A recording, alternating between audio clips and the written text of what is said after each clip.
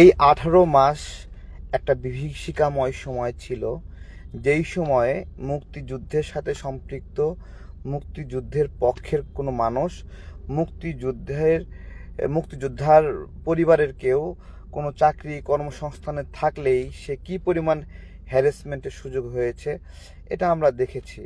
এইটা ইতিহাসের একটা কলঙ্কিত সময় ছিল, যেই সময়ে একটা আন্দোলন, সরকার পতন আন্দোলনকে মুক্তিযুদ্ধের বিরুদ্ধে নিয়ে দাঁড় করিয়ে এবং মুক্তিযোদ্ধাদের হ্যারাসমেন্ট করা হয়েছে।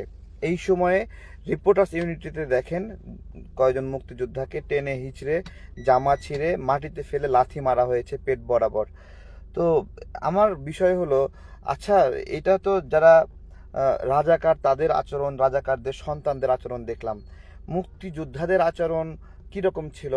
আমরা সরকারের বিরুদ্ধে অনেক আন্দোলন সংগ্রাম করেছি, কোটা সংস্কার আন্দোলন করেছি, বিভিন্ন ধরনের সংগ্রাম করেছি।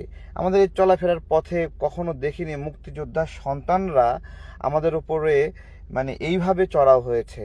দেখেন, এই সময়ের মধ্যেই তো জামাত শিবির, রাজাকার, এদের সমর্থকরা বিভিন্ন সরকারি প্রতিষ্ঠান, বিভিন্ন জায়গায় চাকরি করছে না? কোনো সময় মুক্তিযোদ্ধার সন্তানরা এদেরকে চাকরি করতে পারবে না, হ্যারাসমেন্ট করবে বা এগুলো হয়েছে? জাস্ট বিনয় এবং হিংস্রতার একটা পার্থক্য দেখেন। যারা দেশের জন্য, দেশের প্রতি মায়া থাকে, দেশের জন্য লড়াই করেছে, তা তাদের আচরণটা দেখেন।